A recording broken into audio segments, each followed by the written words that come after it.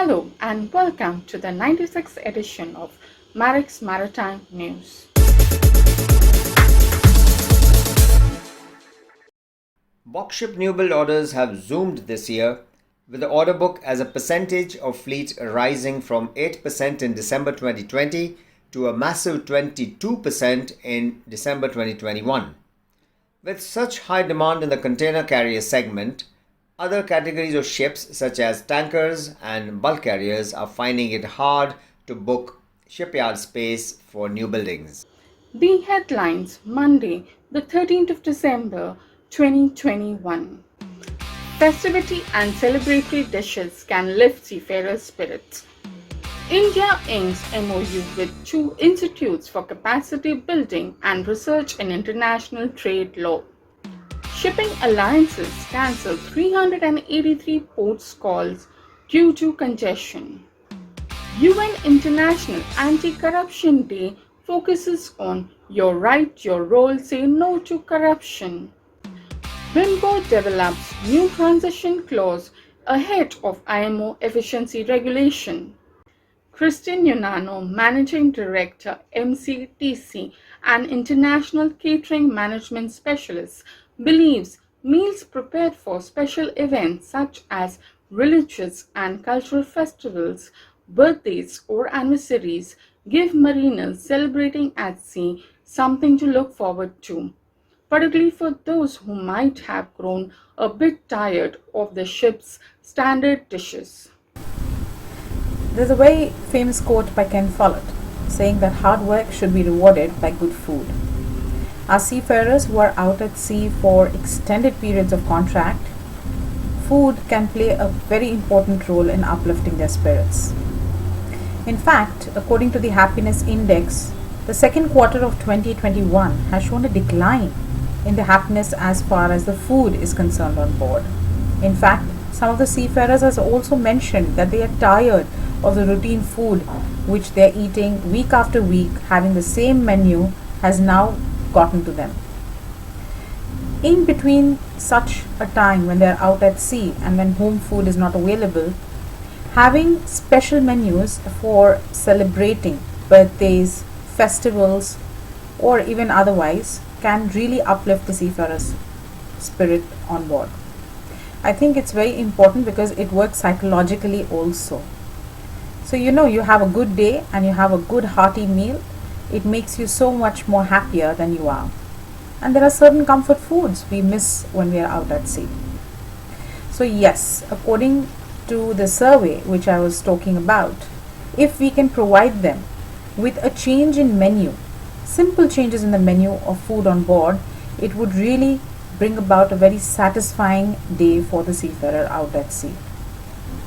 So when we celebrate different festivities, as we have multinational crew on board, a barbecue maybe, or maybe Christmas Eve, a Good Friday, Diwali, Eid with lovely biryani, I think all of this will add to like a ray of sunlight in the tough day out at sea.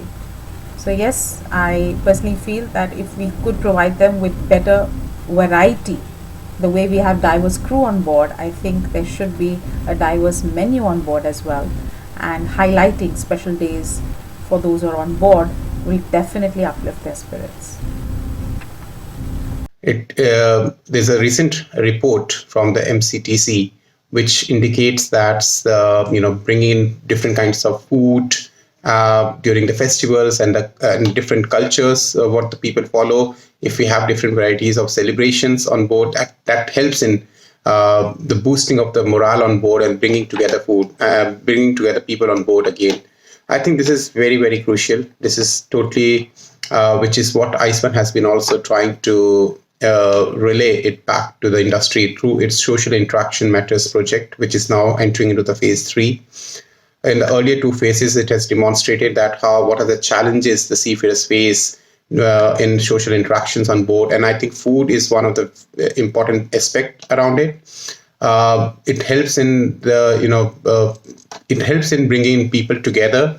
It is a communal practice of having food together and then having a talk and discussions about not only about the work but also about your personal likings and beliefs and thoughts, because we seafarers, we come from different backgrounds, different nationalities, different cultures, different thoughts, different faiths all together, and it's very important that we find an ideal way on how to bring all of them together on one table and discuss about it, so that they all feel as one team for the work they have to do 24/7, because they have to stay away from their home for a long period of time. They don't have immediate family members besides them.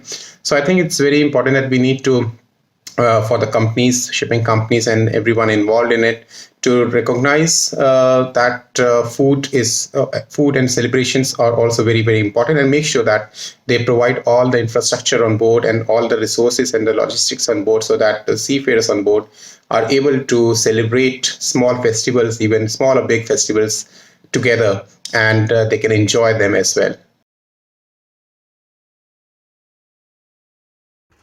On Tuesday, 7th December, the government announced that India's permanent mission to the World Trade Organization, the Center for Trade and Investment Law of Indian Institute of Foreign Trade, and the Center for Trade and Economic Integration of the Graduate Institute Geneva have signed a three-party memorandum of understanding to begin collaboration towards research and capacity building in the field of international trade law and policy. For the next 3 years, various capacity building programs and activities will be carried out under the MOU to enhance the understanding of the government officials and CTILS research staff and academics on contemporary issues of international trade and build support for India's position on international trade and investment law.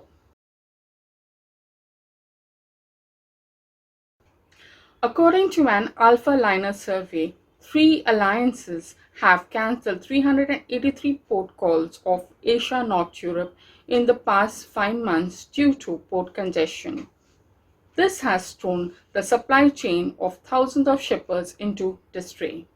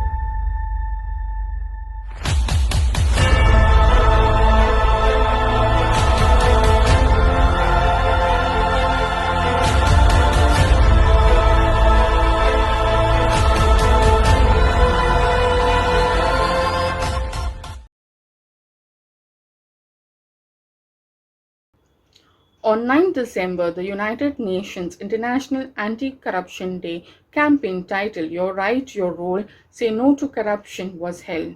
This day emphasizes the important role we all have to play in preventing and tackling corruption. The campaign also places the onus on governments to implement measures to protect those who speak up from retaliation. According to IMO's new regulation that requires existing ships to reduce carbon emission is due to enter into force within a year. As compliance will benefit to a large extent from cooperation between ship owners and charterers, BIMCO has developed a new clause to address the changes.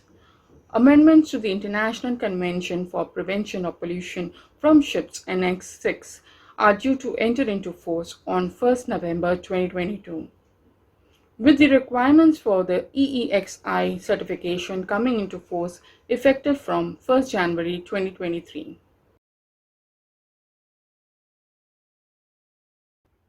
Stay safe, stay healthy. Thank you for watching. See you next Monday.